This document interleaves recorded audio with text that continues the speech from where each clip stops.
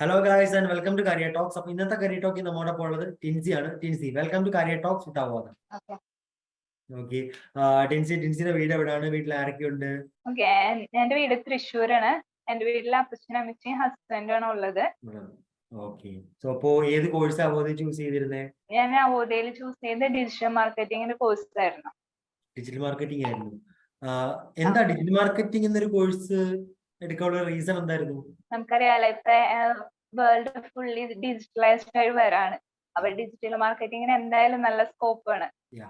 അപ്പൊ അങ്ങനെയാണ് digital marketing choose ചെയ്തത്. അങ്ങനെയാണ് ചൂസ് ചെയ്തത്. ഓക്കെ, അപ്പോൾ ചൂസ് ചെയ്തിട്ട് എങ്ങനെ ഉണ്ടായിരുന്നു?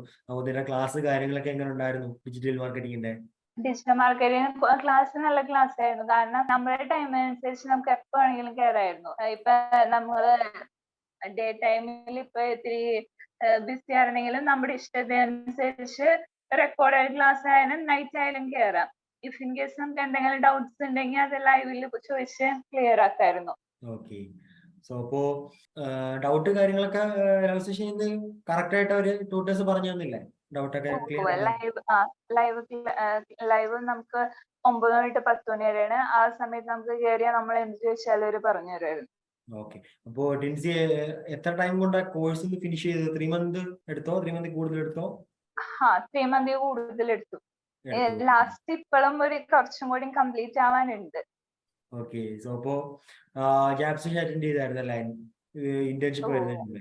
ഓക്കെ, ജാപ്പിൽ എങ്ങനെ ഉണ്ടായിരുന്നു? ജാപ്പിൽ എന്താണ് ഒരു പ്രൊസീജിയർ? എന്താണ് ജാപ്പില് നമുക്ക് അവര് നമ്മളെ മെയിൻ ആയിട്ട് ഇന്റർവ്യൂവിന് എന്താ പറയാ പ്രിപ്പയർ ചെയ്യാണ്.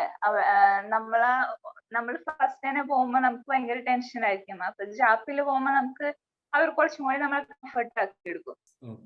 അപ്പൊ ഞാൻ ഈ ക്ലാസ്സിന് മുന്നേ തന്നെ കയറിയായിരുന്നു.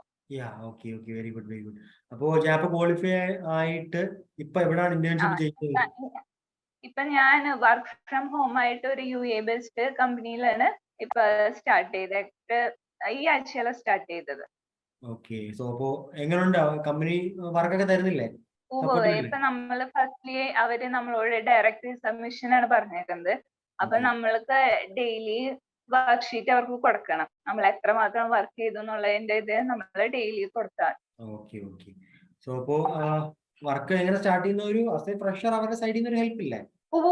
നന്നായിട്ടുണ്ട്. നമ്മൾക്ക് എന്തെങ്കിലും ഡൗട്ട് ഉണ്ടെങ്കിൽ ചോദിച്ചാൽ അവര് പറഞ്ഞുതരും. അതിന് മുന്നേ നമുക്കൊരു വീഡിയോ പോലെ നമുക്ക് തരും. അതിൽ നിന്നൊന്നും നമുക്ക് മനസ്സിലാകാം. ഇഫ് ഇൻ കേസ് നമുക്ക് എന്തെങ്കിലും ഡൗട്ട് ഉണ്ടെങ്കിൽ അവരെന്തായാലും ക്ലിയർ ചെയ്ത് തരും. ഓക്കെ, സോ അപ്പോ ഈ ഡിജിറ്റൽ മാർക്കറ്റിംഗ് എന്നൊരു കോഴ്സ് അന്വേഷിക്കുന്ന ടൈമില് എങ്ങനെ അവോധയെ പറ്റി അറിഞ്ഞത്? എങ്ങനെയാ അവോധയെ പറ്റി അറിഞ്ഞത്? എന്റെ ഒരു ഫ്രണ്ട് വഴിയായിട്ടാണ്. പിന്നെ ഞാൻ യൂട്യൂബിലും ഇതിന്റെ കുറെ വീഡിയോസ് കണ്ടിട്ടുണ്ട്. അങ്ങനെയാണ് അവോധ. ഓക്കെ, സോ അപ്പോ എന്തോരം അഡ്മിഷൻ എടുക്കുന്ന ടൈമില് ഫീസിന്റെ കാര്യം കേട്ടുണ്ടല്ലോ. 2800 രൂപയ്ക്ക് ഈ കോഴ്സ് ചെയ്താൽ ജോലി കിട്ടും, അല്ലെങ്കിൽ ഇന്റേൺഷിപ്പ് കിട്ടും, ഒരു പ്ലേസ്മെന്റിലേക്ക് പോകാൻ പറ്റും എന്നൊക്കെ ഒരു തോന്നിയിരുന്നോ? അതോ? എനിക്ക് ഫസ്റ്റ് അങ്ങനെ വന്നിരുന്നു. കാരണം ഇത്ര ചെറിയ ഫീസിൽ അങ്ങനെ ഇപ്പൊ ഡിജിറ്റൽ മാർക്കറ്റിംഗ് പുറത്തു പോയി പഠിക്കുകയാണെങ്കിൽ അത്യാവശ്യം നല്ല ഫീസ് ആവും. അപ്പൊ ഈ ചെറിയ ഫീസിൽ ആദ്യം എനിക്കും ഡൗട്ട് ഉണ്ടായിരുന്നു. പിന്നെ ഞാൻ ഇത് കുറെ കരിയർ ടോക്സ് കേട്ടിട്ടുണ്ടായിരുന്നു.